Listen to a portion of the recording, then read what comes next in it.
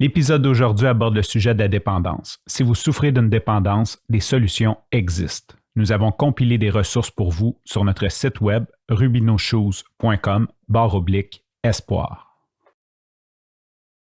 Cet épisode vous est présenté par Chaussures Rubino et Café Brossard. Vous avez consommé pendant 30 ans. Est-ce que vous avez un regret? Non, moi, j'ai pas de regret de ma consommation parce que j'ai eu du fun, ça brosse. Moi, j'ai fait le tour du monde, ça brosse, puis j'ai été dans des places que tu peux même pas t'imaginer, tu sais. Mais l'affaire, c'est qu'aujourd'hui, c'est pas de tomber qui est important, c'est de te relever.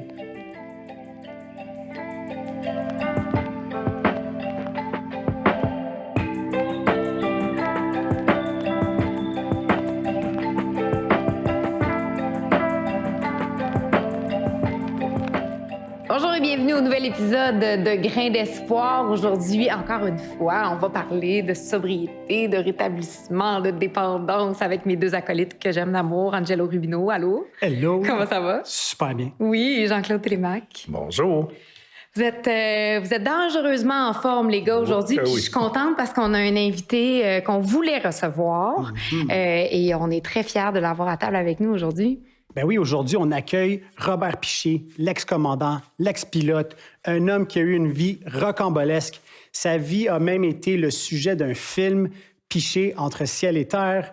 Il a été pilote pendant plus de 40 ans. Il a perdu son emploi. Il a décidé de faire quelque chose d'un peu illégal. Il a déjà fait de la prison. C'est un héros national parce qu'il a réussi à atterrir un vol d'urgence. C'était le vol Air Transat, le 236, le 24 août 2001. Il a sauvé plus de 300 personnes et on le reçoit surtout parce qu'il a plus de 20 ans de rétablissement. Il a fondé sa propre fondation, Robert Piché, et il est dans le processus de créer sa propre maison de thérapie. Fait qu'on est super excités de lui parler aujourd'hui. Bonjour, Bob. Bonjour à vous tous. T'as pas mal tout dit, hein, avec... Merci beaucoup d'être Ça se venu. termine maintenant, là? OK, c'est bon. On voulait être sûr de faire une super introduction parce que c'est quand même une vie qui est remplie de hauts et de bas. Puis c'est ça aujourd'hui le sujet qu'on voulait aborder avec vous, puis de connaître surtout l'homme en arrière du commandant Piché. On Il y a veut juste savoir quelque chose dans ton introduction, c'est un peu illégal. T'es pas un petit peu illégal, puis beaucoup illégal. Quand t'es illégal, t'es illégal. Tu sais que tu l'es. J'ai pas fait un peu de prison, j'ai fait de la prison, point. Tu vois, C'est ça, de la vraie prison. De la vraie, ouais. Aux États-Unis, Ouais, c'est ça. dans un centre carcéral, vraiment, En Georgie. L'État qui est au nord de Floride. c'est ça. On a l'impression de vous connaître personnellement, je pense, en grande partie grâce au film qu'il y a eu sur votre vie, grâce à votre bio. On vous voit aussi dans les médias. Mais on ne sait pas grand-chose, finalement. Bien, c'est parce que, on va dire, franchement, en 20 ans d'entrevue, en 20 ans, comme tu viens de dire, de magazine, ma biographie, le film, il n'y a jamais personne qui m'a demandé comment je me sentais vraiment en tant qu'homme. Parce que c'est pas l'homme qui est intéressant pour les gens, c'était l'événement qui m'a rendu connu, qui m'a rendu populaire, qui est le fameux atterrissage du vol 236 qu'Angelo a dit tantôt, là. Fait que les gens étaient plus contents de voir le commandant que de voir c'est qui le gars en arrière du commandant.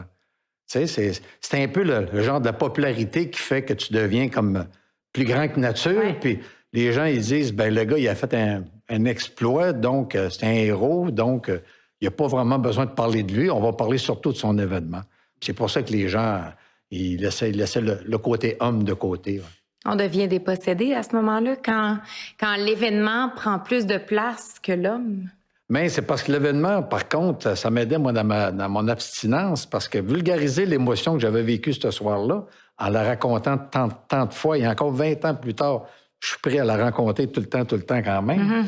Parce que les gens, quand même, je leur dirais, un exemple, je suis allé à la chasse à l'orignal, je suis un orignal. Tu sais, ils vont dire, ah, t'as-tu un orignal? Mais c'est le vol 236. Tu sais, comme si j'ai pas d'autre vie que ce fameux vol-là. Tu vois? Fait que je suis obligé de raconter l'histoire parce que c'est ça que les gens veulent voir de moi. Donc, ils sont pas intéressés à aller gratter en arrière parce que c'est ça qu'ils veulent savoir. Ils veulent toucher un petit peu la vedette. Tu sais, ils veulent prendre un petit peu de toi puis s'en aller chez eux. C'est-tu qui j'ai rencontré? Tu sais, des fois, je faisais un vol, mettons, de Punta Cana. Hein? Puis je ramenais des Québécois à Montréal. Puis là, les gens étaient tellement énervés que ce soit moi, ils prenaient des photos. Je suis certain qu'ils arrivaient chez elle, la fille, pour lui dire, ben, comment c'était tes vacances? Non, la première chose, c'était le commandant Piché qui était le pilote. Les vacances, c'était même peu important, tu vois, Fait Fait que c'était un peu bizarre comme situation. Puis moi, ben j'ai été comme garoché là-dedans. Hein? Moi, j'ai pas aspiré à ça, devenir connu. Puis encore bien moins moi, avec mon passé carcéral que tu as mentionné tantôt. Je n'étais pas intéressé de parler de mon passé et de l'homme qui je suis. Tu sais, je n'étais pas intéressé vraiment. Mais les événements ont fait que c'est ça qui est arrivé dans mon parcours. Est-ce qu'on peut revenir sur l'incarcération en Georgie? Ouais. Vous êtes allé en prison, vous avez eu une peine de 10 ans. Finalement, vous avez juste purgé comme 1 an, 18 mois, je crois. Oui, c'est juste. C'est déjà 1 an et demi, c'est beaucoup. Là, m'a t'emmené Je suis d'accord avec vous. Est-ce que ça a été une genre de première thérapie? Non, ça n'a pas été une thérapie parce que quand tu te fais prendre, tu réalises 2 choses quand tu te fais prendre. Premièrement, tu as fait une connerie, puis tu t'es fait prendre. Fait que ton côté égocentrique, d'aller chercher de la dope en Jamaïque, tu te prenais pour le bon Dieu, puis là, tout d'un coup, tu n'es plus le bon Dieu parce que tu es en prison, puis là, tu n'es pas dans la marde, mais tu es dans la grosse marde. Est-ce que c'est quelque chose que vous auriez fait si vous n'étiez pas en consommation, d'aller en Ça n'a Jamaïque? rien à voir avec la consommation. Je l'ai fait sur la consommation, mais ça n'a rien à voir avec la consommation. C'est pour calmer un mal-être autre que la consommation. La consommation, c'est juste le remède à ton mal-être. Mais tu ne règles pas ton mal-être en donnant... Si tu as mal à la tête, puis je te donne une pilule, puis ton mal de tête part, puis il revient après l'effet de la pilule soit passé, tu as encore mal à la tête. Si tu as mal à la tête parce que tu bois 25 tasses de café dans la journée, puis tu prends des pilules c'est comme le gars qui boit du café, il n'est pas capable de dormir, puis le lendemain matin, vu qu'il est fatigué parce qu'il a mal dormi, va reprendre du café. Tu ne règles pas ton problème de sommeil en prenant du café. Fait que c'est un peu ça, la consommation. C'est sûr que je suis allé chercher ce dope-là. J'étais en consommation, mais c'est pas ça qui m'a fait aller chercher la dope. Par contre, pendant mon 30 ans de consommation, c'est sûr et certain que j'ai pris des décisions qui étaient en fonction de la consommation, mais sans m'en rendre compte. Quand on dit que c'est sournois puis mortel, la consommation, c'est ça qui arrive. Hein? C'est que tu prends des décisions en pensant, tu sais, c'est... Comme moi, je reçois mon horaire de pilote quand je travaillais, là, le 23 du mois. Chaque mois, le 23, on recevait notre horaire de pilote du mois suivant. Là, je regardais mon horaire, puis je disais, le 2, je suis à Paris 3 jours. On t'enverrait de maudite. Tu sais, le 12, je suis à Vancouver, puis je connais une barmaid. Quand trois fois j'y vais, elle me paye un coup, puis la patente, moi y aller.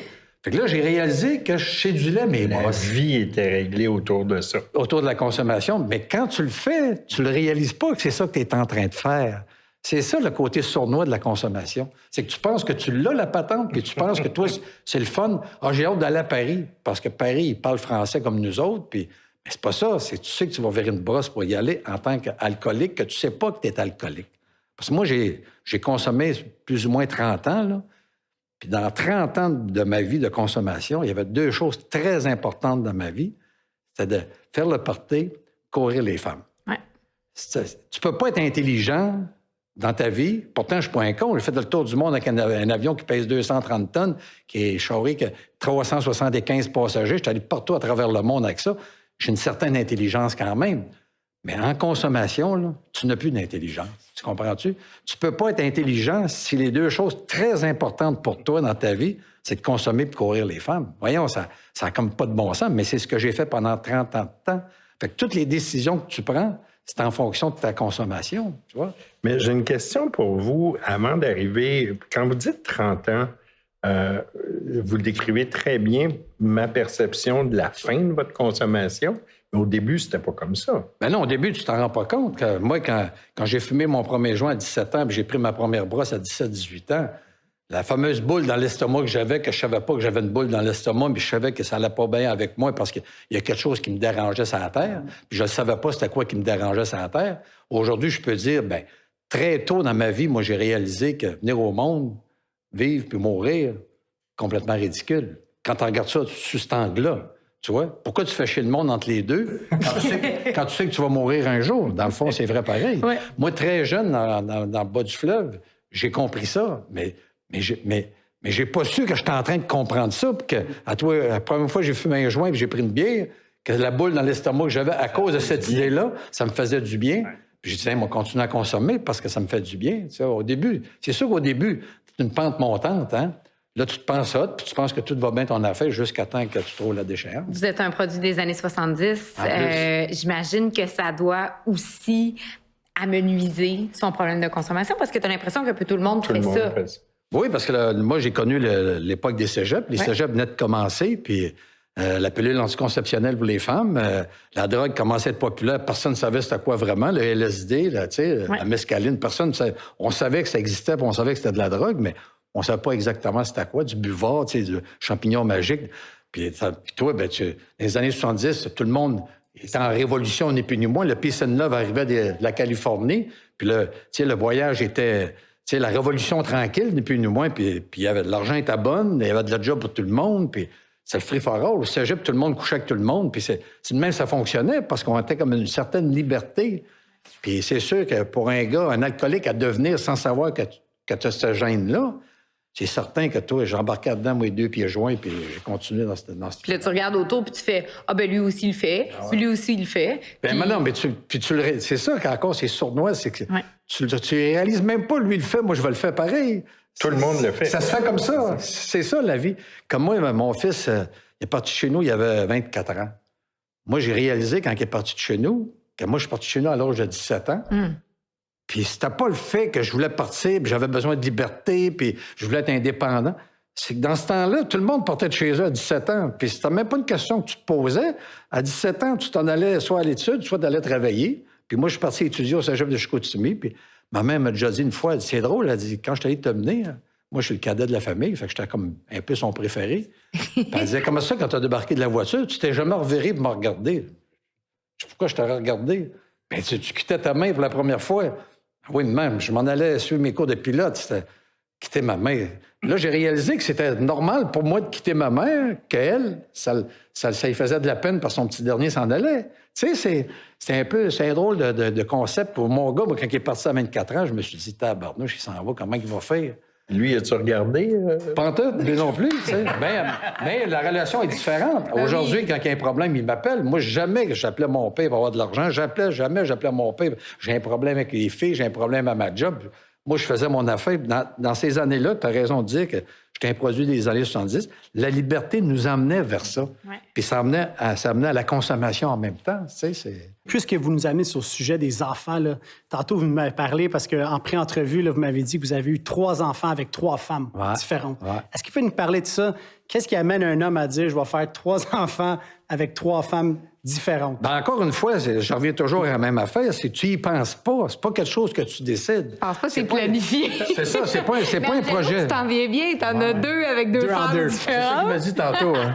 Mais c'est pas un projet de vie. Cheers, Marie-Pierre. Tu sais, tu t'assois pas sur le bout de ton lit à 20 ans et tu dis, ben moi, un de mes projets de vie, c'est de devenir pilote professionnel. Puis le deuxième projet de vie m'a fait 3 enfants, 3 femmes différentes. Ben non, t'es dans ta consommation, t'es dans le peace and love, t'es dans les années 70. La fille à qui tu couches, tu sais, elle vient de dire qu'elle est enceinte. Fait que là, comme tout le monde, tu doutes si tu moi, si tu pas moi le père. Puis elle dit, ben oui, il y a juste toi, ben OK. J'aime ça comme tout le monde. Ben oui, mais qu'est-ce qu'on va faire? Qu'est-ce qu'on va faire? Ben, on va le garder. Ben OK, on va t'aider. Mais c'est pas un objet. C'est une autre mentalité. C'est un enfant, c'est pas un objet. Tu sais, je veux dire, c'est... Mais c'est drôle, je vais faire un lien qui est peut-être très malhabile, mais est-ce que, comme cet épisode-là, 3 femmes, 3 enfants, est-ce que ça fait partie du pré-bas fond qui fait que vous avez décidé de changer votre vie ou c'est après que... Non, encore là, le bas fond, quand il arrive, tu sais même pas que tu es dans un bas fond. Tu sais que ça va pas bien dans ta vie, mais ça va pas bien à gager avec qui? Parce que je réfléchissais à ça dans l'auto en m'en venant. Puis là, je me disais, il a quand même vécu des affaires, tu sais. Oui, il y a eu, l'arrestation. Vous avez été sobre quand vous étiez en prison parce que vous pouviez pas boire, mais vous avez recommencé en sortant. Après l'avion, vous avez continué à boire. Là, je me disais, il y a quand même eu des éléments dans sa vie qui auraient dû être des petits... Ah, mais ça, j'en ai. Mon père, quand les AA ont parti dans les années 35... Quand ça arrivait au Québec dans les années 50, mon père était un des premiers à accueillir les AA, puis parti des groupes en Gaspésie. Moi, très jeune, j'ai été mis au courant des AA. À 8-9 ans, j'allais avec mon père dans les meetings, moi. Ben voyons. Ben oui, puis je savais c'était quoi les AA, déjà très jeune. Et quand je me suis réveillé sur la brosse dans un banc de neige à 5 heures du matin, couché à Sept-Îles après avoir sorti des clubs, moi, ça que j'ai pas pensé que j'étais un alcoolique. C'est ça. Mais c'est ça qu'on dit. Pour vous, jamais dans 100 ans. Okay. Moi, dans ce 30 ans de consommation-là, j'ai jamais pensé une minute que j'étais un alcoolique. Je vais vous demander, c'est justement, c'est quoi la perception d'un alcoolique que vous aviez encore à ce moment-là? Moi, j'avais pas de perception d'un alcoolique parce que Je prenais un coup, puis je savais c'était quoi être un alcoolique. Mon père, aussitôt qu'il prenait un verre, il était pas capable d'arrêter. Mais pas vous. Mais pas moi. OK. Tu comprends? Parce que j'étais un alcoolique responsable. Fonctionnel. Fonctionnel et responsable. Ça veut dire quoi un alcoolique fonctionnel et responsable? Ben, c'est que tu fais ta job, puis tu fais ce que tu as à faire, puis tu remplis ton devoir de... Tu sais, comme ma femme me disait tout le temps, là, avant que j'arrête de boire, parce que moi, ma femme, présentement, que j'ai depuis 26 ans, elle m'a connu dans mon actif. Elle m'a connu heavy duty. Je restais en Europe dans ce temps-là, puis on était sur la brosse 7 jours par semaine, tu sais. Puis elle disait, Robert, elle dit, ça a toujours été un bon mari, un bon père de famille, un bon amant. Puis elle dit, j'ai rien à voir. L'argent est toujours là, puis il fait ce qu'il a à faire. Il a acheté une maison. Tu vois, fait que là, tu te sens responsable. Mais ça, pourquoi tu te sens responsable? C'est pour cacher le fait que tu es un alcoolique. Ouais. Tu veux pas faire face au fait que tu as un problème d'addiction avec ta substance. Parce que si un gars intelligent, je te dis, tu as un problème de boisson, ben arrête de prendre de la boisson. Logique. Puis moi, je veux pas. Tu comprends? C'est parce qu'on est pris d'une maladie autant mentale que physique. Hein? La physique, tu es allergique à la boisson, puis le mental, c'est l'obsession du prochain verre. Tu vois? Moi, je vais te donner un exemple. Admettons que je suis allergique aux tomates. Ouais. Puis qu'à tous les fois que je mange une tomate, elle me pousse grandeur nature dans le front le lendemain matin. C'est sûr que je vais me promener sur la rue, le monde va dire « Hey, Piché, t'as une tomate dans le front, comment ça? » Ben, je suis allergique aux tomates, puis je me suis essayé hier, j'en ai mangé une, puis elle m'a ressorti dans le front encore. Je pense que le gars me dirait « Innocent, arrête de manger des tomates. » Tu sais, je pense pas qu'en écoutant une game du hockey du Canadien, je mangerais des tomates à volonté. Mais pourquoi, quand j'ai une caisse de bière, en écoutant le Canadien, je prends un coup au bout? Si vous êtes un alcoolique fonctionnel, que tout semble dans votre vie quand même bien fonctionner, à quel moment on décide de dire, moi, ce matin, il faut que j'arrête de consommer? Dans mon cas, c'est pas arrivé de même qu'un jour au lendemain, j'ai eu la science infuse. Je me dis, il faut que j'arrête. Tu sais, c'est qu'à un moment, moi, je me suis toujours entraîné. Hein? J'étais un gars sportif au bout, puis j'ai toujours fait attention à ma santé, puis malgré que j'étais sur la brosse. Mais à un moment donné, j'ai bien vu qu'en revenant du vol 236, tous les médias qui étaient après moi, le côté médiatique de cette chose-là, ils m'ont fait rencontrer des psychologues, des psychiatres après l'événement, quand je suis revenu au mois de septembre, au mois d'août. Puis j'ai passé 3 psychologues, puis la 3e, je ne dirais pas son nom, mais c'est une personne qui est très connue dans les médias au Québec. Il n'arrêtait pas d'essayer de me faire dire que j'étais en choc post-traumatique. Puis moi, je leur disais, je ne suis pas en choc post-traumatique. Je ne sais pas ce qui se passe avec moi, mais je ne suis pas en choc post-traumatique, mais je sais que je suis une maudite brosse. Moi, du 24 août, l'événement, jusqu'au 21 février 2002, le moment que j'ai arrêté ma dernière brosse, j'étais sur une brosse monumentale. Mm-hmm. Puis je voyais bien, en tant que gars intelligent, je voyais bien en tant que gars qui se met en forme tout le temps, je voyais bien que ma consommation n'avait plus de bon sens. Mais je ne savais pas pourquoi que ma consommation avait tant augmenté que ça. Puis j'essayais de savoir pourquoi. Fait que j'ai crié à l'aide, je suis allé voir mes patrons, je leur ai dit, c'est quelqu'un qui peut me parler, moi, là? Pas les petits 3 psychologues m'avaient envoyé, là, mais quelqu'un, il y a quelque chose qui fait que ça marche pas. Puis là, oublie pas, je suis l'héros national, là. Tu comprends? Je suis un héros, moi, là. Il faut lever la main, être vulnérable, puis dire, ça va pas. Ça va pas. Puis tu peux pas le dire dans les médias. Puis les médias sont toujours après toi. Puis tu ne sais pas c'est quoi ton mal. Tu comprends? Tu ne sais pas qu'est-ce qui va pas avec toi. Fait que comment tu fais pour en parler quand tu sais pas ce que tu as? Tu sais, c'est débile. Puis là, les 3 qui essayaient de me parler me disaient, je suis en choc post-traumatique. Je leur disais, ben non, je suis pas en choc post-traumatique. Je ne sais pas ce que j'ai, mais je suis pas en choc post-traumatique. Jusqu'à temps que je découvre en thérapie qu'est-ce qu'elle a pas. C'est que l'année et demie, seulement l'année et demie, comme tu as dit tantôt, là, j'ai passé en prison. J'ai eu peur pendant 1 an et demi de temps de mourir. J'ai 2 attentats contre ma vie. Un essai de viol, puis un attaque au couteau. C'est ça. Puis pendant cette année et demie-là, j'étais sur le gun tout le temps. Là. Je suis seul de Québécois, moi, là, sur 800 prisonniers. Là. Et presque le seul blanc de la prison. Non, il y avait 600 noirs, 200 de race blanche. Okay. Mais les batailles raciales, moi, je viens de Mont-Joli. C'est pas là qu'il y a des batailles raciales, mais dans le sud des États-Unis, là, c'est un phénomène extraordinaire. Je comprends pourquoi que les Noirs, aujourd'hui, ils en veulent aux Blancs, puis les Blancs en veulent aux Noirs. Tu sais, je comprends un peu ces histoires-là. Mais moi, je suis pas mélangé là-dedans. Là, tu te fais mettre dans ce nid-là, puis il faut que tu survives, toi, en tant que gars. Là. Puis il y a des noms dits, puis des noms écrits en prison que faut que tu apprennes vite, parce que c'est pas écrit nulle part. T'as pas un manuel d'instruction, là, tu sais. Puis quand tu rentrais dans ta cellule le soir à 8 heures, puis il éteindait les feux à 11 heures, dans ces 3 heures-là, c'est là que ça se passait. Là. C'est là qu'il fallait que tu survives. Ça fait qu'à quelque part, je suis pas habitué à ça. Je suis pas un bum, c'est pas un bum, moi, là. Je suis pas un gars qui est élevé dans la rue. J'ai eu une éducation normale, une bonne éducation. Je suis allé jusqu'à l'université. J'étais un pilote d'avion. Dans ce temps-là, j'étais un pilote professionnel pour Québécois. Tu sais, je veux dire, ma vie se dirigeait pas vers là. C'est sûr, comme tu disais tantôt, la consommation m'emmenait là, mais je sais pas, moi, que c'est la consommation qui m'a emmené là. Tu vois, à ce moment-là. Puis comme tu disais tantôt, j'étais 1 an et demi sans prendre un verre. Puis quand je suis sorti de là, pourquoi je me suis pas dit, qu'est-ce que tu viens de faire? Ouais. Sur une sentence de 10 ans, tu as réussi à te sortir du pire guépier hostile que tu as jamais été dans ta vie. Ça veut dire que quand tu consommes pas, ça veut dire que tu fais des grandes choses. Ben non! En sortant de là, c'est les femmes par boisson en partant. Tu comprends? Puis en plus, tu reviens. Ben oui. Tu reviens, puis la société veut rien savoir de toi parce que toi, tu penses que tu as payé ta dette à la société. Mais la société te paye sa tête parce que tu es un ancien prisonnier, comme si tu as marqué dans ton front. Toutes tes portes professionnelles sont formées. Tu connais ça un petit peu. Ouais. Toutes tes portes professionnelles sont formées. Tu dis, bon, qu'est-ce que je fais maintenant? Quel côté que je vais? Tout ce que je sais faire, moi, c'est piloter un avion. Puis toutes les compagnies me sont fermées. Qu'est-ce qu'il faut que je fasse? Fait que là, tu es un alcoolique à devenir sans savoir que tu es un alcoolique. Fait que tu as toutes les raisons au monde parce que ta liberté, malgré que tu es rentré en prison parce que tu as fait un crime, il reste toujours que ta liberté t'a été enlevée. Ouais. Tu es comme un animal en cage. Puis là, tu as soif de liberté. Puis en plus, la société ne veut rien savoir de toi. C'est une formule gagnante pour partir sur la brosse. C'est un cocktail Molotov. Ben oui, je suis allé travailler dans le centre-ville comme barman dans une discothèque. Imagine, tu as tout gratuit. Pourquoi que les gens viennent te voir? Hein? La drogue, les femmes, la boisson, c'est tout gratuit, puis tu n'as à volonté. Fait que, man, toi, j'ai été 2 ans. Il n'y a personne qui va te juger là-bas si tu consommes trop.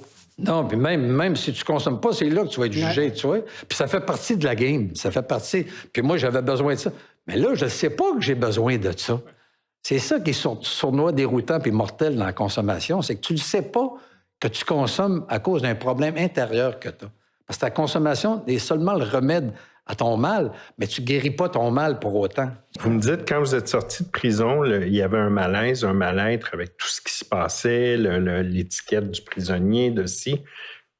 Mais quand vous avez commencé à consommer à 15-16 ans, là, puis que vous ne saviez pas que vous aviez la boule, puis que les premiers joints ont fait du bien, c'est ça pour moi la dépendance. C'est là que ça part. Ben, c'est sûr que c'est là que ça part. On ne sait pas qu'on a besoin de quelque chose pour nous aider. C'est ça. On essaye, ça fait la job.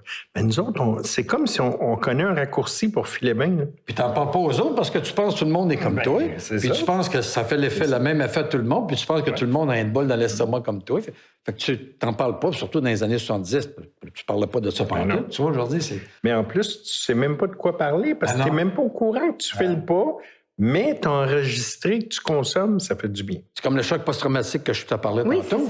C'est que moi, j'ai découvert en thérapie, grâce à un médecin, celle qui m'a rentré en thérapie. Pas la thérapie, mais celle qui m'a rentré en thérapie. Elle m'a fait comprendre que la peur que j'avais en prison...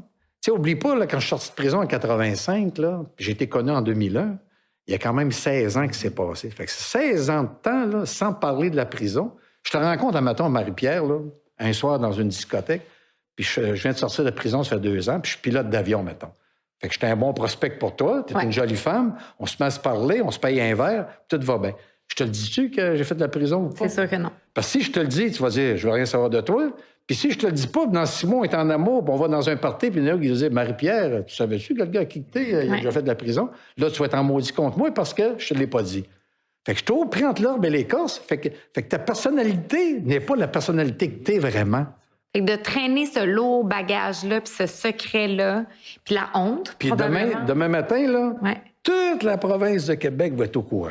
Quand vous êtes devenu un héros national, là, c'est du jour au lendemain, c'est sorti dans les médias que vous avez été en prison. Ouais. Puis je pense que vous avez eu un problème de consommation ou que vous avez vécu avec ça. Non, on l'a pas dit tout de suite. Non. Pas tout de suite. Ça a sorti 6 mois plus tard, c'est le problème de la consommation. Tu vois, c'est que ça a sorti d'un journal. Dans la nuit du 23-24 août, là, moi, j'ai manqué de mourir, puis j'ai eu peur de mourir comme tout le monde. Mm-hmm. Mais les gens ne veulent pas le savoir, ça. Non. Parce que vu que tu es le commandant, puis c'est toi qui as atterri l'avion. Voler un avion, piloter un avion, la majorité des gens ne savent pas comment ça fonctionne. Ils voyagent beaucoup, puis ils ont peur d'embarquer dans l'avion parce qu'ils ne connaissent pas comment ça fonctionne. Déjà là, que toi, tu pilotes un avion, tu es déjà sur un piédestal en partant. Là, j'ai atterri aux Açores. Essaye de trouver les Açores sur une carte monde. C'est une tête d'épingle dans le milieu de l'océan Atlantique. Là, le monde dit comment il a fait pour atterrir ce gros avion-là sur ce petit point-là? Ah oui, la piste à 11 000 pieds de long, là. C'est une piste, c'est la meilleure des pistes que je pouvais pas avoir pour faire un atterrissage d'urgence. Mais les gens, c'est pas ça qu'ils voient. Ils voient cette petite affaire-là, comment il a fait pour trouver ça. Mais ça, c'était prévu à mon plan de vol, que si j'avais un problème au-dessus de l'océan, c'est là qu'il fallait que je m'en aille. C'est dérouté. Tu vois, mais les gens ne savent pas ça. Fait que je suis devenu plus gros que nature à cause de tous ces phénomènes-là. Mais quand je l'explique dans mes conférences, je fais des conférences corporatives, là, quand je l'explique dans ma conférence, là, le monde comprend mieux, puis le monde voit bien que je suis pas un héros tant que ça. J'ai été plus chanceux qu'être héroïque. Mais c'est parce que la manière que les médias l'ont mis, ça faisait leur affaire de découvrir un héros. Puis quand tu rencontres un héros, ben capitaine sans peur. Tu sais, lui, il les a grosses de même, puis il n'y a pas de problème. Mais j'ai eu peur comme tout le monde. J'étais peut-être le premier à avoir peur de mourir dans cet avion-là. Mais vous êtes le premier à savoir que ça va mal. C'est ça. Oui, puis tu es le premier à savoir qu'une panne de carburant massive au-dessus de l'océan Atlantique, en tant que pilote professionnel, c'est pas ça que tu veux. Parce qu'avant cet événement-là, puis je te parle des pilotes en général à travers le monde, tous les commandants de bord de gros porteurs comme moi, là, la grosse peur qu'on avait, mais pas la grosse peur, la grosse appréhension qu'on avait au-dessus de l'océan, que ce soit le Pacifique ou Indien ou Atlantique, c'est que tu as un feu moteur en plein milieu de l'océan puis tu n'es pas capable de l'éteindre. Que ça va arracher ton aile puis tu n'as pas de place pour atterrir en bas, tu es sur l'eau, puis tu es amérir sur l'eau. Bonne chance avec juste une aile. Les chances, en plus, puis les chances de t'en sortir, même si tu as tes deux ailes, c'est pratiquement impossible. Tu comprends? Mm-hmm. Fait que ça, c'était l'appréhension d'un pilote que faut pas tailler. Puis d'ailleurs, les nouveaux avions, les nouvelles générations, ils ont tellement des systèmes anti-feu pour éteindre le feu puis les alarmes de feu que c'est pratiquement impossible que tu sois pas capable de l'éteindre. Tu comprends? Parce que à cause de cette réalité-là. Fait que là, maintenant, ce qui est rendu l'appréhension des gars, c'est d'avoir une perte de carburant massive au-dessus de l'océan Atlantique. Comme ce que chose qui n'était pas possible avant, mais que là, ils savent que ça peut arriver. Tu comprends? Là, vous parliez de ce moment-là, quand vous êtes sorti de prison, tout ça. Moi, je ne connais pas exactement la chronologie des événements, mais à un moment donné, vous avez parlé de cette personne-là. Vous avez demandé de l'aide et il y a une personne significative. Puis là, après ça, vous avez parlé de thérapie. Donc, est-ce que c'est cette personne-là que, quand vous avez demandé de l'aide... Quand je suis allé voir, après 6 mois de brosse totale, là, puis je voyais bien que ça n'avait plus de bon sens, là, j'étais allé voir mon patron, puis il m'a dit, on a un programme d'aide aux employés. J'ai dit, vous avez un programme d'aide aux employés? Il dit, oui, on a une filière qui s'occupe des alcooliques toxicomanes. J'ai dit, je peux-tu rencontrer quelqu'un? C'est là que m'ont présenté les 3 psychologues. Que la 3e que je parle, qui est très connue, elle dit, je vais appeler Transat, on va leur dire que le commandant, il ne veut pas comprendre qu'il est en choc post-traumatique. Puis là, quand ils ont su ça, ils m'ont dit, qu'est-ce que tu veux faire? Je voudrais suivre une thérapie. Il doit y avoir une thérapie. Donc, c'est vous qui l'avez demandé. C'est moi qui ai fait le premier pas. OK, tu comprends? C'est bon. Okay. Fait que là, ils m'ont rentré chez un médecin, que ce médecin-là gérait le protocole pour les pilotes, pour l'amener à une thérapie. Parce qu'on a tous des gros égos, les pilotes. Tu comprends? Puis c'est normal d'avoir un égo pour te rendre là. Parce que tu voles un avion quand même. C'est une grosse responsabilité. Fait que c'est normal d'avoir un égo bien placé. Mais des fois, l'égo part d'un bord, part de l'autre, mais il reste toujours, ça te prend un égo. Puis moi, quand je suis rentré dans son bureau à elle, là, on le voit un peu dans le film. Dans le film, ça dure 3-4 minutes, mais dans la vraie vie, ça a duré 45 minutes. Je suis assis dans son bureau, je suis le héros national, j'ai besoin d'aide. Elle est en train de faire sa paperasse, puis elle ne me parle pas. Hey, c'est qu'elle a pris Casper, elle, sacrément. Moi, je suis le héros national, là. Tu sais, ah ouais, donne-moi ma pilule que j'ai le bain, là, tu sais. Puis au bout de 45 minutes, elle m'a dit, écoutez, comme on a piché, elle dit, j'ai pas grand-chose à vous dire. Elle dit, premièrement, vous allez perdre votre licence de pilote parce que vous êtes déclaré alcoolique. Tu peux plus piloter. Deuxièmement, on va faire suivre une thérapie. Mais si vous faites ce que vous avez à faire puis vous suivez ce que j'ai à vous dire, dans 3 mois, vous allez reprendre votre licence de pilote, vous allez recommencer à travailler. Mais elle dit, je dois vous dire que 9 pilotes sur 10 qui suivent mes instructions ne recommencent pas au bout de 3 mois. Bien, j'ai dit, c'est un défi, ça. Elle dit, c'est pas un défi, ça dépend quand même vous allez comprendre ce qui va se passer en thérapie. Bien, j'ai dit, je suis votre homme. Pour une fois, une personne m'assisait, moi, l'héros national, dans le coin, on traitait d'égal à égal, puis elle disait, je vais t'aider, tu vas t'en sortir si tu fais ce que j'ai à te dire. Mais si tu fais pas ce que j'ai à te dire, tu t'en sortiras pas. J'imagine que ça devait faire longtemps que quelqu'un n'avait pas connecté avec l'humain derrière le pilote, derrière le héros, derrière... La personne, quand tu deviens dans les médias... Mais même avant ça... C'est une personne non grata. Je veux dire, t'es pas un être humain normal, d'après les gens. Puis les médias se servent un petit peu de ça pour vendre du papier, puis avoir de l'audimat. Puis c'est pour ça que tu es invité dans des talk shows. Puis sais, quand tu es rendu le A, là, tu sais, Mais à partir de ce moment-là, votre démarche thérapeutique, c'est vraiment là que ça a commencé. Pas tout de suite. Moi, j'ai commencé à faire le mode de vie des A après 10 ans d'abstinence. Wow! Je faisais du meeting, puis les gars, ils font du meeting, 90 meetings en 90 jours, puis prends-toi un parrain. Puis C'est tout fait. tu sais, puis là, tu te dis, là, tu vas dans les meetings, tu vois un là qui arrive, il est à sa brosse, tu vois l'autre qui a des comportements à lui donner une bonne claque sur la gueule, puis tu dis, lui, qu'est-ce qu'il a compris, ce gars-là, pour... Qu'est-ce qu'il fait? Il a arrêté de boire, mais il a encore le même comportement que quand il était à sa brosse, il est drunk, puis c'est quoi cette affaire-là, tu sais? Puis là, tu comprends, mais y a-tu vraiment un remède à ça, cette boisson-là? Je bois plus, mais il me semble que ma vie va pas si bien. Tu sais, jusqu'à temps qu'il y en a un qui me prenne, puis il dit, bien, il y a les 12 étapes, ça existe. Puis là, c'est quoi les 12 étapes? Bien là, il commence à t'expliquer les 12 étapes, puis là, lis ton gros livre, puis là, le gros livre, tu le lis la première fois, tu comprends pas trop. Même malgré que les 186 premières pages te donnent noir sur blanc la marche à suivre, tu comprends pas trop, puis là, tu commences à en parler un peu plus, puis tu commences à suivre. Puis à un moment donné, là, tu comprends, c'est un mode de vie, puis il faut que je change de comportement, puis il faut que je fasse une étape à la fois. Puis je le vois encore aujourd'hui, là. Le gars dit, moi, j'ai fait ma première étape, mais je suis rendu à la 8e. Mais t'as-tu fait? Entre les deux? Oh, j'ai pas vraiment besoin d'y faire. Moi, je fais déjà mes mentions en arabe, puis ça va bien. Ah, mais c'est parce que tu vas chuter, mon chum, tu sais, J'aime beaucoup, je voulais pas vous interrompre, mais vous avez mentionné l'expression « dry drunk ». Ouais. Nous, en français, on dit être sec. Un alcoolique C'est sec. la différence entre être en rétablissement puis avoir arrêté de consommer. La différence ça ouvre la porte. La sobriété. C'est ça. C'est le premier ouvre la porte à l'autre, mais l'autre, c'est dans nos actions quotidiennes, puis qu'est-ce qu'on fait. C'est pour ça qu'on dit à tout le monde, quand tu commences, magasine-toi un meeting. Le meeting ne fera peut-être pas ton affaire, tu sais. C'est dans un meeting qui va faire ton affaire, tu sais. Que tu vas te sentir le bienvenu, puis que tu vas comprendre qu'il y a une démarche thérapeutique en arrière de tout ça, tu sais. C'est dommage. Moi, j'ai vu mon père quand j'étais jeune, là. Le gars qui était à sa brosse, puis le sevré, il rentrait pas dans les hôpitaux dans ce temps-là. Là. L'alcoolique, c'était un moins bon que rien.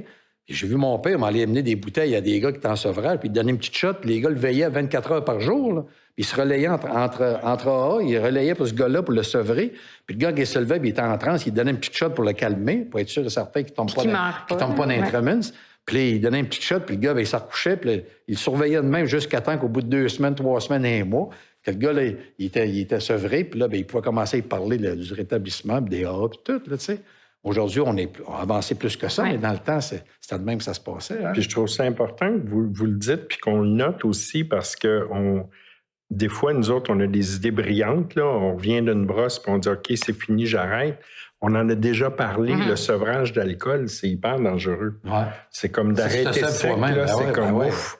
Non, aujourd'hui, on ne conseille pas ça à quelqu'un qui a un gros problème de consommation. Non, faut si pas. vous êtes au Québec, il y a les centres de réadaptation en dépendance qui sont liés à peu près à tous les grands hôpitaux dans les grands centres, Laurentides, Montréal et tout. Et eux, c'est vraiment des équipes qui sont formées pour la désintoxication. Il y a certains centres qui l'offrent, la désintoxication. Certains centres aussi, mais... tu dors pendant 3 jours, puis ils surveillent tes organes vitaux. La plupart des centres, il y a des périodes d'attente et tout. Donc, si les gens veulent arrêter rapidement, ils peuvent toujours aller à l'urgence dans les... moi, j'habite dans les Laurentides, Saint-Jérôme, un CRDL pour les Laurentides, puis tu passes par l'urgence, ils vont te sevrer, ils vont te prendre en charge. Montréal, c'est l'hôpital Saint-Luc. C'est Saint-Luc qui le fait, c'est ça. Donc, il y en a partout au Québec. Est-ce que c'est grâce au rétablissement que vous avez réalisé que vous aviez les 3 grandes qualités d'un dépendant, soit l'hypersensibilité, l'impatience et l'extrémisme? Ça, c'est mon thérapeute. Tu sais, quand on rentre en thérapie, là, on pense que le thérapeute va nous donner une petite parole magique. Notre problème va être réglé. Oui. L'infirmière va te donner ta petite pilule magique. Surtout en 21 jours. C'est ça. 21 jours, bingo, c'est réglé. On est guéri. Les discussions que j'avais un à un avec mon thérapeute, c'est lui qui m'a fait découvrir ça en parlant, en me donnant des exemples. À un moment donné, un exemple, il m'a dit, toi, quand tu conduis ta voiture, là, tu dois être rendu à la 4e voiture en avant de toi, savoir qu'est-ce qu'elle fait. Puis les 3 autres en avant ne sont pas importants parce que T'es déjà tassé, là. Ah, Barnouche, il a raison. Comment c'est que c'est ça, lui? C'est la première fois qu'un gars me dit ça. Mais c'est de même que je conduis une voiture. Tu vois, là, il m'a dit ça, c'est l'hypersensibilité. C'est que Quand je rentre dans une salle de meeting, moi, je leur dis des fois, ils ont beau être 200. Là. Ça fait une demi-heure, je vous parle, là, je vous ai tous saisi à la gang. Je vous donnerai un trait de caractère, un ou l'autre. Là. C'est très rare que je me tromperais. J'ai 69 ans d'entraînement à juger les autres. Puis aussi longtemps que je peux me souvenir, tu sais, 4-5 ans, Ouais. j'ai toujours jugé les gens sans me demander, sans savoir que je jugeais les gens. Puis c'est toujours ce que j'ai fait, c'était juger les gens. Puis ça, juger les gens, c'est très fatigant. Parce que tu es toujours sur le qui-vive à ça. Lui, il était ça. Puis des fois, tu te trompes. Puis quand tu te trompes, vu que j'étais dans ma consommation, c'est parce qu'aujourd'hui, il ne m'a pas montré sa vraie valeur. Mais dans le fond, c'est toi qui... Oui, mais c'est toi ça que le j'allais père. dire. C'est J'allais toi le dire, père qui a mal. cette hypersensibilité-là, Ouais. elle vient parce que nous, on a peur de se faire attaquer. Ouais.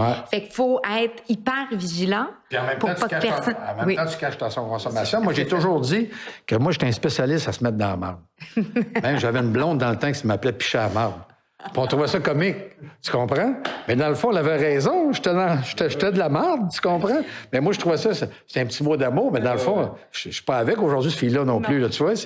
Mais j'ai toujours été un spécialiste de me mettre dans la marde parce que faire les choses d'une manière normale, avec mon intelligence, ne m'amenait pas à l'adrénaline que je cherchais, le 100 000 à l'heure que je vais aller à tous les jours, tu comprends? Mais l'affaire, c'est que ça me mettait sur le bord du précipice. Le bord du précipice, si tu fais pas un pas par en arrière, tu tomberas pas, mais si tu le fais, tu vas tomber. Fait que ça te donne un challenge de plus. Puis quand je réussis à me sortir de la marde dans laquelle je m'étais mis, ça me donnait la possibilité d'aller fêter. Et ça, c'est un exemple là, de la maladie mentale d'un alcoolique. Il n'y a pas un gars sensé sur la tête qui va se mettre dans la marde pour aller fêter. Mais quand j'allais fêter, ce que j'oubliais dans l'équation, c'est que c'est moi qui s'était mis dans la marde exprès pour aller fêter. Mais ça, c'est 20 ans de cheminement. Là. Quand j'étais dedans, je pensais pas à ça pantoute, que je me mettais dans la marde pour aller fêter. Tu sais, puis je me mettais contre les gens. Les gens ne m'aimaient pas à face parce que je m'étais mis dans la marde, puis c'était sûr que j'allais me planter, puis je me plantais pas. Je disais, je vous ai montré. Mais non, en place de m'asseoir, vous aviez raison. Moi, il y a déjà un chef pilote qui me disait à l'âge de 25 ans, Robert, tu devrais arrêter de consommer, le monde parle. J'ai dit, écoutez, tu n'es pas mon père. J'ai une convention collective, moi, tu n'as pas d'affaire à me parler de même. Imagine-toi, à 25 ans, je n'étais pas du monde. C'est ça qu'on appelle l'ego. Ouais, c'est ça, l'ego mal placé, tu vois, c'est... Vous avez une vie remplie de hauts et de bas. Puis moi, j'aimerais ça savoir, c'est quoi votre diète quotidienne là, pour rester abstinent malgré tous les hauts et les bas, les aléas de la vie, les différents obstacles qu'on survit. Vous, c'est quoi votre diète quotidienne pour rester sur ce chemin? Premièrement, il faut que tu fasses les 12 étapes. Il faut que tu passes une étape à la fois, puis il faut que tu sois convaincu avec ta rigoureuse honnêteté que Bill et Bob parlent dans la littérature. Il faut que tu sois rigoureusement honnête avec toi-même que la première, tu l'as faite, la deuxième, tu l'as faite, la troisième... Il faut que tu fasses les 12 demain. Puis ça, c'est un processus qui peut prendre 5 ans, il peut prendre 6 ans, il peut prendre 10 ans. Tu ne feras pas ça en 3 semaines, là. Tu sais, je veux dire, c'est un processus. Puis un coup, tu as fait tes 12 étapes, puis tu le sais que tu es dans le mode de vie, puis tu l'as, la patente. Bien, tu t'en choisis une ou deux. Moi, mes 2 étapes qui m'aident bien gros, c'est la 3e et la 10e. Je me lève le matin, puis moi, j'ai été commandant de bord pendant 40-50 ans, puis je pensais que je l'avais patente, que je commandais, puis je m'aperçois qu'aujourd'hui, je commande rien. Je me lève le matin, puis je lui demande. Organise-toi avec aujourd'hui les problèmes que j'ai, là, puis fais ce qu'il y a à faire, puis donne-moi les solutions pour les régler. Je te laisse ça dans tes mains. Ça marche tout le temps. Pour quelqu'un qui ne saurait pas c'est quoi la 3e étape, c'est de confier sa vie aux soins. D'abandonner. C'est ça, d'abandonner puis de puissance supérieure. Voilà. Mais c'est une décision. C'est une décision. Nous avons décidé. Ouais, c'est ça. de confier C'est ça. notre Volonté, notre vie. C'est ça. Ouais. Puis la 10e. La 10e, bien, quand je passe une chire, parce que je ne suis pas parfait, nous n'avons pas connu personne qui a fait cette méthode-là à la perfection. Mais je ne suis pas parfait. Puis des fois, je pars dans le champ droit, dans le champ gauche, puis la 10e me ramène. Fait que la 10e, c'est l'inventaire moral. Ouais. Arrête d'être C'est énervé. à chaque jour de faire son inventaire, de savoir j'ai-tu été correct. À chaque heure, à chaque photo, tu sois sur qui vive. Parce qu'un alcoolique, c'est ça, une journée, 24 heures, c'est très long. On a tu te laisses aller. plusieurs fois dans cette journée-là de fucker le chien. De là. perdre la maîtrise. Mais oui. rapidement. Oui, puis de perdre la maîtrise sur plein d'affaires. Tu parlais de la conduite tout à l'heure, ça fait partie de ça. Mais tu sais, aujourd'hui, là, j'ai l'impression que, tu sais, moi, oui, l'alcool, la drogue, ça fait partie de la maladie que j'ai. Mais ma maladie est partout, là. Ma maladie est à la boutique où je suis allée le matin dépenser de l'argent que j'ai pas. Elle est dans mon téléphone que je suis pas capable de lâcher. Elle est partout. Mais c'est pour Tu ça sais, que moi, je suis pas un homme là en sobre. Je suis pas un homme sobre. Je suis un homme abstinent, mais je suis pas un homme C'est ça. sobre. Tantôt, je m'en venais ici, là, puis je cherchais l'adresse, là, sur mon GPS. Voyons, c'est dormir loin, cette patente-là. Là, je tourne, puis voyons. Là, en le champ, j'avais appelé André. Il m'a dit, c'est la maison mère. Moi, je m'attendais d'être une maison. Un magasin. Comme j'ai fait demain des podcasts depuis la pandémie. Puis des fois, je suis allé dans des places que je me demandais si t'étais bien là. Tu dis non, c'est la maison mère. C'est un bureau-chef. Bureau-chef, c'est une grosse affaire. Puis de la patente, tu sais. Fait que je me suis dit, m'arriver là. Mais pourquoi m'énerver? J'étais en masse avant le temps. C'est ça. C'est que la 10e me ramène tout le temps. Mais les deux plus importantes à faire pour un alcoolique toxicomane, c'est d'accepter qu'il y a une 3e. Premièrement, la puissance supérieure, parce que dans les Écritures, il parle du bon Dieu. On a de la misère un peu que de bon Dieu. Mais ça, on en a parlé justement avec Eliane Gagnon de Soberlab. Ah, Eliane, je connais très bien, Eliane. Oui, puis on a parlé de spiritualité parce que c'est très difficile à avaler pour bien du monde. Puis là, tu dis, c'est-tu des preachers, c'est-tu une secte, c'est quoi cette affaire-là, les AA? La spiritualité, une puissance supérieure, comment qu'on nomme ça? Comment non, ça... puis c'est donner du fuel à un alcoolique toxicomane pour pas embarquer dans le programme. Absolument. Une bonne excuse. Une des choses qu'on dit souvent, c'est essaie d'avoir une ouverture d'esprit. C'est pour ça que quand un gars va en thérapie, il faut qu'il décide de lui-même. Ouais. Il ne faut pas qu'il décide parce que quelqu'un d'autre a décidé pour lui, tu vois. Puis la majorité du monde qui va en thérapie, c'est pour quelqu'un d'autre. C'est ça le problème. Puis le taux d'échec est de 80 quelques % pour la première rechute. C'est à cause de ça, c'est que tu ne rentres pas en thérapie pour les bonnes raisons. Fait que là, tu dis, monsieur, tu sais, comme la première étape, il ne te demande pas d'arrêter de boire, la première étape. C'est juste d'admettre que tu es impuissant dans ta substance. C'est pas compliqué. On ne te demande pas d'arrêter, il faut juste admettre. Tu dis, OK, admettre, je suis vraiment admettre. Mais t'as-tu déjà essayé d'arrêter par toi-même? Ouais. Donc, t'admets que t'es pas capable d'arrêter par toi-même, t'as un problème. C'est pour ça que la deuxième moitié de la première étape, c'est que t'as perdu la le contrôle perte de ta vie. maîtrise. Ouais. Tu vois? Fait que là, écoute, t'as admis ça. Mais ça, il faut que tu sois rigoureusement honnête avec toi-même pour l'avouer. Puis la deuxième, t'es amené à croire. On te demande pas de croire. T'es amené à croire que ça prend quelque chose de plus grand que toi pour t'aider dans ton problème de consommation. Parce que tout seul, on t'annonce quelque chose, tu arrives. Ben, tu l'as essayé toi-même, puis ça n'a pas marché. Fait que là, si tu es rigoureusement honnête avec toi-même, c'est vrai, ils ont raison dans les deux premières. On est 4 autour de la table, puis on confirme que seul, on n'y arrive pas. Non, ben non. Ça. En parlant des étapes, on parle de la 12e aussi, la 12e qui est d'aider, de transmettre le C'est ce qu'on message, fait aujourd'hui, de là. tendre la main à un autre dépendant. Puis c'est la raison pour laquelle nous, on a mis ce projet-là sur pied, puis qu'on a décidé justement d'investir notre énergie. Puis je pense que de façon très, très égoïste, ça nous garde sobre, ça nous garde dans notre programme. Moi, en tout cas, c'est vraiment ce que ça fait. Je sais que pour vous, la pandémie a amené un projet qui s'inscrit vraiment dans la 12e, qui est votre projet de maison de thérapie. Oui, maison thérapeutique. On a acheté... on a été chanceux d'avoir un donateur, M. Serge Beausoleil, de la Fondation Beausoleil, que c'était un ami personnel, puis qu'à un moment donné, il m'a dit... c'est lui qui m'a approché, c'est pas moi qui l'ai approché. Il dit, coudonc, il dit... Je t'ai toujours entendu dire que tu voulais partir de maison de thérapie. As-tu un projet? J'ai justement bien. Il y a quelqu'un qui m'a approché avec un projet d'un mois, puis ça a tombé à l'eau. Mais la bâtisse est encore à vendre. Puis est-ce que ce monsieur-là, c'est un monsieur qui est en rétablissement ou pas du tout? Pas du tout, non. C'est juste un ami qui participait à mes levées de fonds que je faisais pour ma fondation. Puis c'était un gars, un donateur généreux. Puis il dit, écoute, on peut l'acheter si tu veux. Bien, je dis, écoute, ça coûte cher, là. Fait qu'on allait visiter, puis on a acheté. Puis la Fondation Robert Piché est devenue propriétaire de cette bâtisse-là. 59 000 pieds carrés de bâtisse. 6 500 000 pieds de terrain et 3 kilomètres de marche dans le bois. Il y a un cheptel de chevreuils qui se promènent, des truites dans... Ah non, c'est une place féerique. Mais entre-temps, il a arrêté de donner parce que... pas un coup de conscience, mais je veux dire, ça coûte cher partir d'une maison de thérapie. Puis je me rends compte que même tu as la meilleure volonté au monde, tu as des contraintes administratives qui sont pas faciles à suivre. Puis l'honneur de la guerre, c'est toujours l'argent. C'est tout le temps ça. Puis là, on est rendu là. On a des problèmes d'argent. Pas vraiment des problèmes, mais on est en quête de financement présentement pour continuer le combat. Parce que quand tu ajoutes une bâtisse sans condition, et moi, je voulais pas l'acheter sans condition, mais c'est pas moi qui payais. On l'a acheté sans condition. Il y a bien des affaires qui ont ressorti comme cette bâtisse-là n'était pas giclée. Des gicleurs. Fait que faut ça coûte 1 million, mais des gicleurs. Fait que là, je l'ai pas le million. Fait qu'on s'est arrangé autrement, selon la Régie du bâtiment du Québec, pour bypasser les gicleurs, mais il y a des modifications à faire pareil pour compenser pour les gicleurs. Fait que c'est toutes des affaires qui prennent du temps. Après ça, on a des problèmes de zonage. Faut que tu changes l'usage de ta bâtisse. Fait que tout ça fait que t'as pas le choix. Puis t'es pas rendu à aider un dépendant, puis c'est ça ton objectif. C'est ça. On arrive. On est sur le point d'y arriver, là. parce que c'est un grand projet. Je sais que vous avez plusieurs phases en tête que vous aimeriez accomplir, entre autres une aile, je pense, pour la violence conjugale pour les hommes, un centre de thérapie, une aile aussi pour les femmes. Il y en a déjà plein, des maisons de thérapie au Québec. Pourquoi essayer d'en partir une autre? C'est parce que la tarte au Québec pour les maisons thérapeutiques, ça vient du gouvernement. Puis tout le monde veut l'avoir, les judiciarisés ou les assistés sociaux. Ouais. Parce que le chèque rentre tout de suite, tu vois. Mais le gars qui est judiciarisé, que le juge va lui dire, au lieu d'aller en prison, tu vas aller faire une thérapie, il n'a pas vraiment envie d'arrêter de consommer. Il va arrêter de consommer pendant sa thérapie, mais quand il va sortir de sa thérapie, il va se dire, j'ai évité ma prison, le gars va recommencer son même. Puis des fois, tu vas en pogner un, peut-être, qui va accrocher, puis ça va être bon, mais c'est pas la majorité, tu vois. Puis vu que la tarte n'est pas grosse, puis tout le monde se garoche pour se la séparer, c'est difficile d'y arriver. Nous autres, ce qu'on vise, c'est le programme d'aide aux employés, par où, moi, que j'ai passé. Moi, quand la docteure m'a fait comprendre qu'en tant qu'héros national, j'avais quelque chose à perdre, j'avais un job bien rémunéré, j'avais des bonnes conditions de travail, j'avais une femme, des enfants, une maison. Tu as quelque chose à perdre si tu continues à consommer.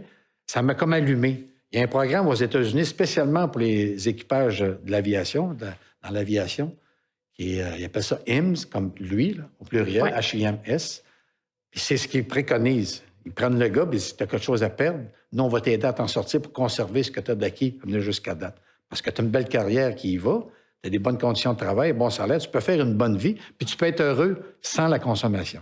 Fait que là, c'est une autre dimension que tu dois enseigner. Puis le programme qu'on a mis sur pied, nous autres, ben, c'est ce programme-là. Puis il y a aussi, moi, une chose que je trouve vraiment intéressante avec ce que vous êtes en train de développer, et nous, on l'a vécu grâce aux Maisons Pellado, et c'est le post-cure. Parce que la thérapie, on a beaucoup, puis on en a parlé, on a fait un épisode sur la famille, la pensée magique de se dire, on va faire une thérapie 21, 28 jours, ça va être réglé, tout est beau, tout est fait. Mais la vie continue. C'est le après qui est le plus difficile, et donc d'avoir un suivi thérapeutique post-thérapie. Parce que ta conjointe que tu as eue dans ton actif, elle a fait sa vie parallèle à ta consommation sans s'en rendre compte. Puis là, tu arrives demain matin, tu ne consommes plus. Mais sa vie à elle, qu'est-ce qui arrive avec sa vie à elle? Elle, il faut qu'elle s'ajuste à ta vie, mais elle n'est pas prête à changer. Toi, tu es prête à changer, mais pas elle. Puis des fois, ça fait un conflit. Tu vois, c'est la pandémie. Pourquoi on a un conflit en pandémie? T'es 24 heures par jour avec ta femme que tu n'étais pas habitué. Tu sais, le jeudi soir, quand tu sortais avec les collègues, tu prenais un petit verre au Thursdays en ville, puis tu croisais un petit peu la secrétaire sans jamais aller plus loin, tu rentrais chez vous à minuit. Au moins, tu avais ouvert la soupape, mais là, tu n'as plus de soupape. Comment je fais? Tu vois, c'est pour ça qu'il y a des gros problèmes. La pandémie a amené cette dynamique-là. Parler de la pandémie, moi, il me semble, en tout cas, que j'entends qu'il y a peut-être des enveloppes financières supplémentaires du fait de la réalisation du besoin d'aide. C'est tellement un processus ardu. C'est ardu. C'est tellement un processus difficile à arriver. C'est tellement un processus qui est dur à réaliser. Puis tu n'es pas le tout seul à demander ces enveloppes-là. Puis le processus d'y arriver, la compétition est forte, puis c'est pas facile. T'sais. Puis pendant ce temps-là, bien, ça commence. Ton projet tourne pareil, puis tu as des dépenses, des fonds de roulement à payer, puis il faut que l'argent rentre. Moi, ça fait un an, le 16 février, que j'étais propriétaire, puis il n'y a jamais une scène qui est rentrée. Il faut que je continue à payer des salaires, il faut que je continue au fonds de roulement. OK, vous avez déjà une équipe, vous payez des salaires. Ah oui. J'ai déjà un directeur clinique, j'ai déjà un directeur général. Puis avez-vous, selon vos prévisions, une date d'ouverture? Ça va dépendre. Ça va se décider dans le prochain mois. Là. Moi, j'ai le goût de dire, on en parle de plus en plus, mais ça fait pas très longtemps qu'on parle ouvertement de dépendance. Je trouve qu'il y a un beau chemin qui a été fait avec la maladie mentale, avec des événements puis des mouvements comme Belle Cause. Là, on parle de plus en plus de dépendance, d'alcoolisme, de toxicomanie, des ressources qu'on a besoin. Puis c'est les petits-enfants pauvres, là. Tu sais, quand tu arrives au gouvernement puis tu dis « Je veux de l'argent pour partir d'une maison de thérapie », pour aider des dépendants, on a l'impression que le monde dit « Ouais, mais c'est le dernier de nos crises de soucis. Ils veulent même pas s'en sortir. » Puis tu fais des levées de fonds, là, pour ma fondation. Puis André Lissé a déjà participé à mes levées de fonds. Puis moi, mon nom est capable d'ouvrir une porte, mais faire un chèque, et c'est très difficile parce que bien souvent, c'est comme une maladie honteuse, tu vois. C'est ça. Ah, les rêves d'enfants, ça pogne. Cancer du sein, ça, la femme, ça pogne. Les enfants handicapés, ça pogne. Mais Mais l'alcoolisme, puis bien souvent, le gars que tu essaies d'approcher pour avoir Il y a un problème il y a un d'alcool. problème de consommation, puis tu le confrontes à son Mais problème. c'est ça. Fait comment qu'on fait pour brasser le gouvernement puis faire en sorte que les choses changent, que le discours change, qu'on réalise que un alcoolique toxicomane qui se rétablit, ça devient un citoyen modèle, comme Angelo. Non, Je suis commandant Piché. Quelle mauvaise référence.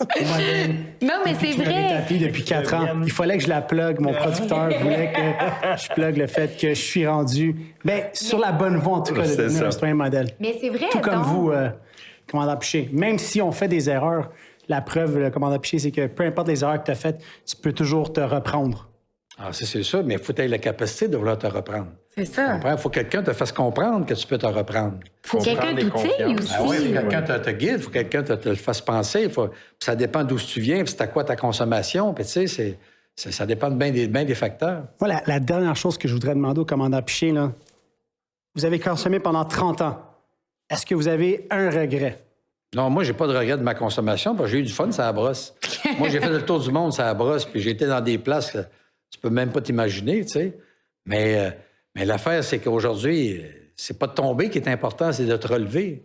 Moi, j'ai tombé à cause de la consommation, mais je me relève pour autant. Mais ça donne l'excuse à l'alcoolique toxicomane de pas se relever, de dire que moi, je joue à victime. Faut juste surtout pas que tu te victimises pour te dire, moi, je fais pitié parce que j'ai un problème de consommation.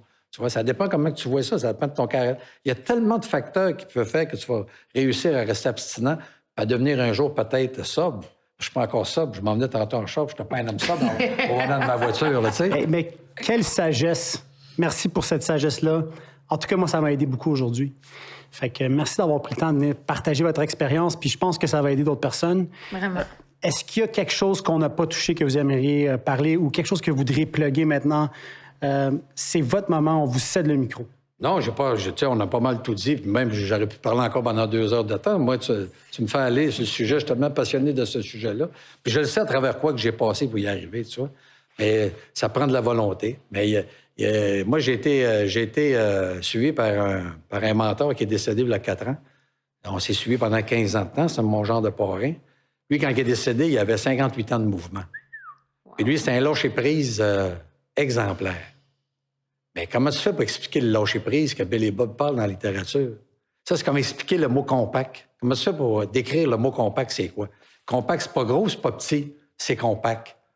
Mais le lâcher-prise, c'est la même affaire. Tu n'es pas capable de l'expliquer, c'est quoi le lâcher-prise, mais il faut que tu le vives pour que tu réalises un jour, j'ai lâché-prise, ça a fonctionné, mais il faut que tu aies la tête claire pour pouvoir réaliser qu'en lâchant prise hier, il m'est arrivé telle affaire, tu sais. C'est ça la sagesse de comprendre quand on parle de la prière de la sérénité, là, la sagesse. Est-ce que c'est ça que vous avez comme...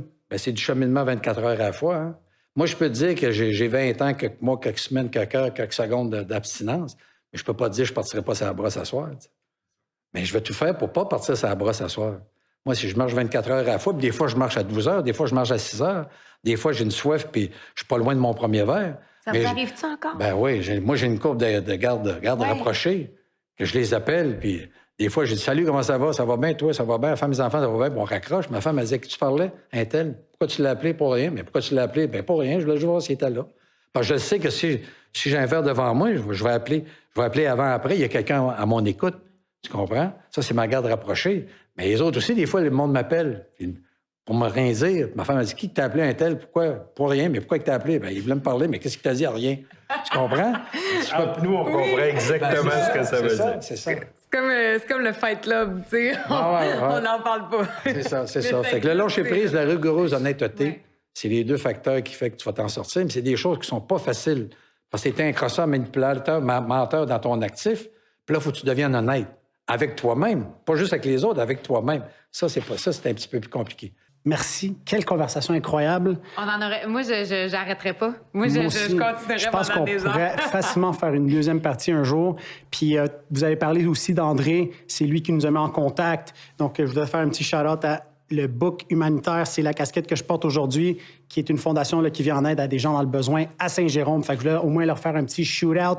Est-ce que vous avez un petit mot de la fin? Oui, moi, je veux dire merci à la famille Rubineau et à Café Brossard de nous permettre de faire ce podcast-là, de parler de dépendance avec des gens aussi intéressants que Robert Piché. Merci Moi, Ça me fait autant de bien, moi, de vous le dire que vous autres de l'entendre. C'est C'est ça, la 12e étape, tu parlais. un win-win. Ouais, c'est de ça. même qu'on appelle ça. Merci beaucoup, les gars. Merci. Merci à vous tous.